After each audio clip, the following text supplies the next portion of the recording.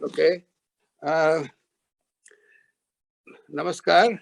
I am truly honored to have been invited to the centenary celebration of Professor Sinha's long career as a distinguished psychologist. A lot of scholars I see actually have already spoken about his contribution in the seminar, so I do not want to reiterate the same thing. And it will, in fact, will be presumptuous of me to say anything about the indigenization of psychology in India, because that is not my primary arena of activity in psychology. What I can tell you, though, about Professor Sinha as my teacher and my personal relationship and my experience with him in many different ways.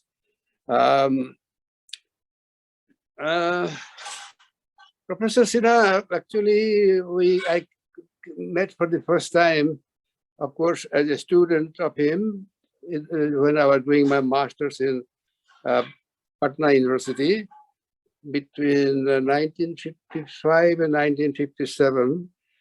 And it was an experience to have him as our teacher. I must say that actually I have been very blessed and very grateful to have great many teachers in my life. And they all have shaped my career, my thinking, the way I act as a psychologist as well as a teacher. They all have contributed greatly, and I'm very grateful. And particularly the imprint of Professor Sinha is very, very important to me. It is very hard to summarize him as a teacher. He has all the qualities you can think of as a great teacher. When he walks into the room, you see his presence. He's made of royal jelly almost. And his lectures are crisp, and he clarifies the abstract concepts so beautifully in such simple language. It's amazing. And he's one of the most inspiring person I can think of. After you hear his lectures, you not only know what he's teaching about, but you run to the library to know more about it. He instills a thirst for knowledge, and he always likes to challenge students to get out of the box kind of thinking. And more he challenged, more he liked. And I used to engage with him in all kinds of discussions, and occasionally I'll be arguing with him, and I always felt that probably he will take it against me. But no, that was probably one of the reasons he liked me so much. Anyway, one of his distinguishing qualities is actually he took such great interest in his in his students. So as far as I am concerned, I always felt I had a really special relationship with him. And he followed me in my career very thoroughly. After I left Patna, I became, for a while, I was a research scholar in industrial psychology in the Statistical Institute for a very brief period of time. Then I joined Ravenshaw College and under Utkal University, taught there for 4 years. And under a Commonwealth scholarship scheme, I went to Australia, Western Australia, did my PhD under Dr.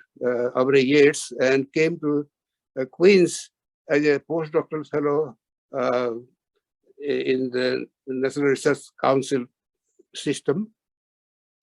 And of course, as an experimental psychologist, I did a lot of research and published a lot of papers, etc. After 2 years in Canada, I wanted to go back, and I was looking for possibilities in India. And Professor Sinha invited me to the department. And during that time, actually, I was going through all kinds of dilemmas, existential dilemmas. Should I go back or should I not go back? What should I really do, etc. And at that time, I was, while I was thinking about going to India, uh, the chief psychologist of the Kingston Psychiatric Hospital said, why don't you work with us for a while you are waiting to go back to India? And I thought, well, it might be a good idea to have some clinical experience before I go back. That'd be useful. So I joined there, and so I liked it so much that I then finally decided not to come. But anyway, Professor Sinha was uh,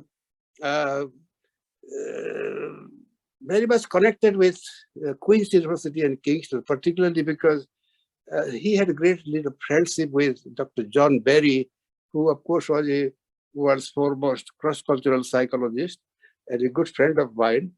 And they were working together. And so he used to come to Queen's a lot of times. Every time he used to come, of course, I would meet him. Sometimes he used to stay with me. And so every time he would come, he would ask me, why didn't you come? He was pestering me all the time. And of course, I was always apologetic about it. And once actually in 1981, I believe, he said, he didn't ask that question. And I said, sir, you are not asking me why I didn't go this time. What's wrong? He said, Arjun, I'm so fed up that I want to leave India because things have gone so bad.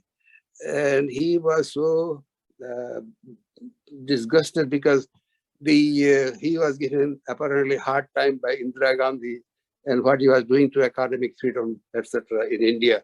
And he, of course, we had a laugh about it. Anyway, so I had the opportunity to have him with us twice, actually, in my house for extended period of time. First time when Professor Sinha was invited to give the distinguished lectures in our cross-cultural psychology conference held by Queen's University, and a large contingent of Indian psychologists had come, many of them from Allahabad University, many of them in fact stayed with me. But prior to that, there was another conference in Montreal where he was giving lectures there. And my friend Ravi Kanungo is another student of his. He was a professor in McGill University. He called me and said, Professor Sinha has a problem with his heart, etc. So he can't make it to Kingston. So I had the misfortune of announcing this thing, and of course, everybody was so disheartened what happened. And so he was in Montreal to recover for a while, more than a month or so, I think a couple of months, during which Dr. Kanungo and his wife looked after him. He was associated with his care. And he came to me for a week or so because I insisted that I want to be with him for a while. So he came, he and Mrs. Sinha came, and we were very lucky to be of help with him, and it was very, very graceful.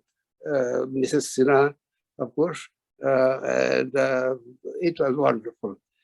Then later on, another time actually, when his luggage got lost, when he was going to Hawaii for giving a lecture, so he got stuck actually in Canada, and he stayed with me for 2 to 3 weeks, and that was wonderful. And during that time, we really had I saw Professor Sinha in a different light. He's not only a great psychologist, my learned professor, my mentor, my guru, but now he is my friend. He became my friend, and we stayed together. We discussed a lot of things, and we had a. I was telling somebody else. He loved flowers, and in my front porch I had a clematis plant with blooming with big flowers, and he loved it. And he used to sit near that, and I used to sit near him, and we discussed a lot of things. And one of them, of course, was indigenization of psychology in India, which was his field. Then he was asking me what I am doing, and I was telling him how I was enjoying my work, and I told him about the disconnect between the experimental psychology and applied psychology, particularly clinical psychology, the two different worlds. And for the first time, there is a marriage between these two systems. And I was not trained as a clinical psychologist, but my strong experimental psychology background was very good. So suddenly, this opened up an opportunity for me to see how experimental psychology can be useful in clinical situations. There's a marriage between these two things for the first time. And it was the beginning of a great movement going on at that time. And I was so lucky that I spent about 6 weeks or so with Dr. Wolpe, who is regarded as father of behavior therapy in Philadelphia. And I came back, and Queen's University really offered me an opportunity to teach the behavior therapy to PhD level students. It was a 5-hour course. And suddenly the psychiatry department was very much interested. They wanted me to teach them. So I was a professor of psychology and psychiatry, as well as chief psychologist of a children's mental health facility. So it was wonderful. And I was having a time of my life. And I told him that this is my calling. And I'm enjoying my work immensely. So he said, this is exactly what I want you to be in India. Come back here. We should introduce fresh ideas into India. India is stagnating in many ways. So come back. You have to say. So anyway, I had my own personal problems. But anyway, he was a wonderful man. And after he left, I kept on in contact with him. And I promised him that someday I will come to Allahabad to give some seminars on clinical method. That's my new field. And so I kept my promise. I think it was probably 2008 or so. I came to Allahabad. It was like a pilgrimage for me to see what Professor Sinha has done for the department. I was very well received, and I gave my seminars. I felt at home, and I, of course, met Mrs. Sinha, and it was like seeing my guru and my guruma. It was a blessing. So Professor Sinha is always remained as my pole star, even if he's gone. And every year during Guru Purnima Day, I remember him. So I think I'm blessed to be his student and his colleague, and in a way, and he had a special relationship with me. And I think you people are also very blessed to be in contact with him. He built a great department, and what you see today is a reflection of his vision and his dream. So thank you all very much for the opportunity to share my thoughts about him. Thank you. Bye.